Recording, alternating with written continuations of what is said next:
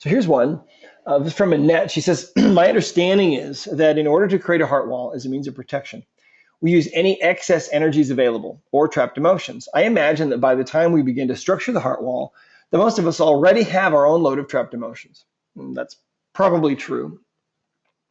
I'm wondering, do we choose which trapped emotions make up our heart wall? Well, the subconscious mind certainly chooses those. Excuse me. How do we choose the first trapped emotion, which becomes the foundation for the heart wall? Well, I don't know. Your subconscious mind does that. Is there some kind of limiting belief already in action in place that drives such choices? Well, I don't know. I haven't ever really worried too much about what emotions were chosen. I've always just focused on trying to get rid of them. It is an interesting thing. You know, the story that comes to mind that you may or may not have heard before is the little boy that I worked on who was 9 years old, who'd been diagnosed as being clinically depressed. He had a heart wall and was not able to go to school anymore. He couldn't he wouldn't hand in his homework, or if he did he wouldn't do his homework, or if he did, he wouldn't hand it in. And it was really interesting. He seemed happy. He had a smile on his face all the time, but he wouldn't really interact. And it was almost just like this mask. He put on this mask that he had a smile on. Anyway, we found that he had a heart wall, and there were several deaths that had occurred in their family. Some of their cousins, a couple of their cousins had died in a car wreck a few years before. And another cousin was on a hayride and had fallen off this tractor and been run over by the tractor. You know, terrible thing. We cleared those emotions, and then there was one emotion left, and that emotion was really the one that had formed the heart wall. And what had happened was he was at this lake with his family. It was a family reunion. He was 5 years old, and he was with his sister who was 12. She was babysitting him and his little cousin who was 5. She was trying to teach this little cousin to swim, and the little cousin got underneath the dock somehow and drowned. And so finally the divers were able to find his body and bring it out. And the overwhelming guilt that his sister had was so painful to him and so difficult for him to process and deal with.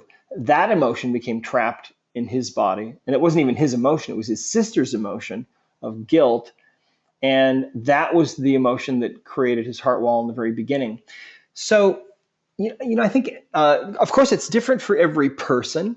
When you create that first emotion that first puts up that wall, I think that one of two things are really going on.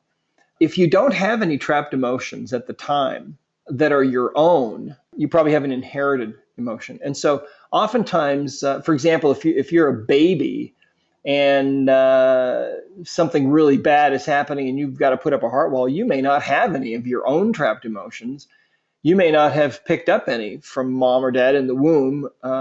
You might only have something that was inherited. And so in that case, the subconscious will take that energy and will put it around the heart.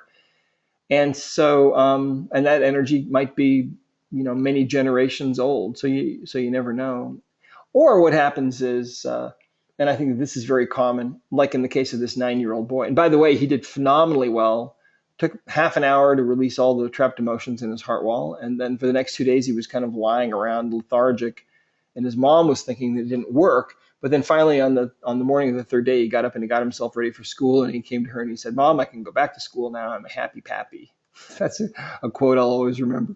And he did. He went back to school and he was totally fine and went back. He went into the advanced program because he was so smart and he was happy and joyful.